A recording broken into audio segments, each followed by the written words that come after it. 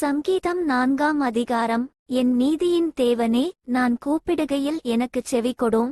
நெருக்கத்தில் இருந்த எனக்கு விசாலம் உண்டாக்கினீர். எனக்கு இறங்கி என் விண்ணப்பத்தை கேட்டருளும். மனுபுத்திரரே, எதுவரைக்கும் என் மகிமையை அவமானப்படுத்தி வீணானதை விரும்பி பொய்யை நாடுவீர்கள்? சேலா. பக்தியுள்ளவனை கர்த்தர் தமக்காக தெரிந்து கொண்டாரென்று அறியுங்கள். நான் கர்த்தரை நோக்கி கூப்பிடுகையில் அவர் கேட்பார். நீங்கள் கோபங்கொண்டாலும் பாவம் செய்யாதிருங்கள். உங்கள் படுக்கையிலே உங்கள் இருதயத்தில் பேச்சிக்கொண்டு அமர்ந்திருங்கள். சேலா. நீதியின் பலிகளைச் செலுத்தி கர்த்தர் மேல் நம்பிக்கையாயிருங்கள். எங்களுக்கு நன்மை காண்பிப்பவன் யார் என்று சொல்லுகிறவர்கள் அநேகர். கர்த்தாவே, உம்முடைய முகத்தின் ஒளியை எங்கள் மேல் பிரகாசிக்க பண்ணும்.